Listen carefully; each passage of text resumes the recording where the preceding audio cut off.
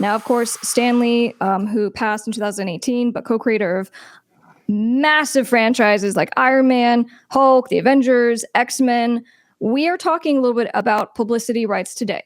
Okay, so this is going to be kind of an interesting discussion because, again, Mr. Lee passed in 2018. He was in his 90s, but 14 months leading up to his passing, he was still shooting.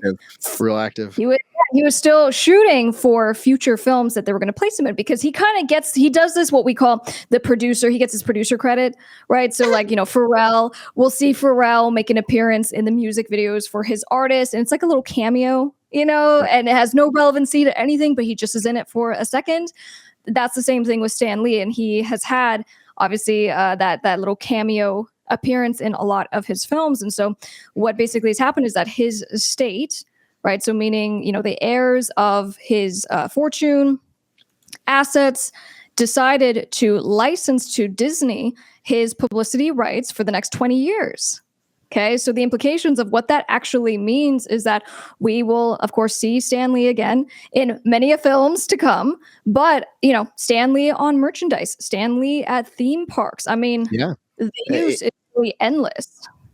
And that's the thing. It's not just cameos. It's for whatever Marvel and then Disney wants to do for their theme parks, for their anything. There could be, they could have him saying whatever they want to have him saying. They own it all. And I've read online that some fans are just kind of like, let him just lie and let's not do it. But you have to kind of remember that, like, he seemed to be all for having his image and his being aware of being I'm Stan Lee and everything. I mean, he was working up to his death to make sure that he had, more cameos, original cameos and stuff. So I honestly think that he would be into this. But yeah, and guys, just to kind of explain more a little bit of the controversy and pushback is coming from is that there are claims of, potential elderly abuse. Was he being kind of forced to do some of these things? Is this his family, that are exploiting him after he's already died, and they'll continue to now just use him, right? Use his name and likeness, and they're benefiting. And so is this really what he wanted versus is his memory being exploited? So that's kind of where the wrinkle in this is coming from. But maybe those can coexist.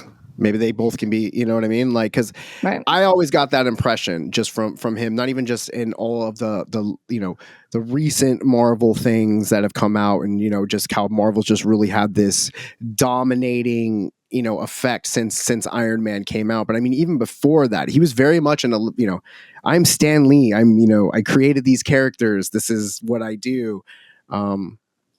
So I don't know. I think that he would want his legacy to live on. Maybe some of the particulars of where the money's not going to go, but it's going to go somewhere. So Andy Hayward, CEO of Genius Brands, one of the two companies behind Stan Lee Entertainment, right? So the rights holder, said that the deal really ensures that Stan, through digital technology and archival footage and other forms, will live in the most important venue, the Marvel movies and Disney theme park. Now, from what I understand, guys, it's really important when it comes to your wishes, right? In like a will or a trust. Right. And it sounds like, of course, there was an assignment of these rights to Stan Lee Entertainment, right? And the heirs. And so I am getting the sense that this is kind of in line with his wishes. But the tough part is that at some point, you just simply can't control it anymore. There are other people making these creative decisions. Would Stan Lee want to be in a particular type of film that's made, let's say, in 10 years, right? That's on a certain topic that he's against. There are things like that come up when I'm negotiating these deals for clients. And I say, look, if you are giving a perpetual, unlimited license to use your name and likeness for anything that this company wants, if your face shows up in a commercial for X, Y, and Z, are you going to be okay with that? And so we go kind of extreme sometimes with these examples because these things happen. Absolutely. And that's interesting. And but that's why you have to have contracts. That's why you have to have contracts with your actors. What if there's a scene in the movie that upon reflection they didn't like and they want to be, all of a sudden be taken off the movie or don't want to associate with it? Well, it's a good thing you have that contract in. You know what I mean? Or I don't know. Like it's I personally am glad that he is still going to be represented and shown. I'm into Stan Lee. I'm into that whole thing.